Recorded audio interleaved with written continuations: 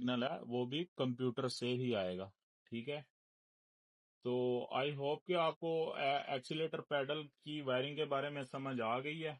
और कुछ गाड़ियां हैं डीजल जिनके अंदर ये ट्रिपल सेंसर आता है, एक्सीलेटर पैडल पोजीशन के अंदर ट्रिपल सेंसर आता है। ठीक है, जब हम इसके अंदर 3 सेंसर किसी एक्सीलेटर पैडल के अंदर 9 वायर्स देखेंगे तो फिर वो सिस्टम वही होगा जो मैंने अभी आपसे शेयर किया कि एक सेंसर की 3 वायर होंगी, एक अर्थ, एक 5 वोल्ट और एक आउटपुट।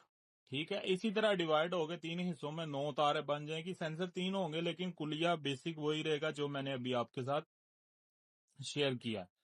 ठीक है, तो आपको समझ आ गई है। मैं एक दफा फिर रिपीट कर देता हूँ।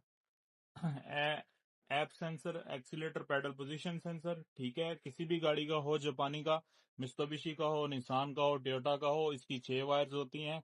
6 की 6 वायर कंप्यूटर से आती हैं।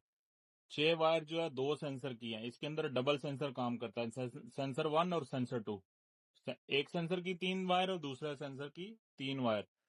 ठीक है, तो आई होप कि आपको ये जो एक्सीलेटर पैडल है ये क्लियर हो गया। तो ये जो बातें मैंने आपसे बताई हैं, इन बातों को काम करने के लिए जहन में रखें। अगर कभी भी आपके पास कोई गाड़ी आती है जिसके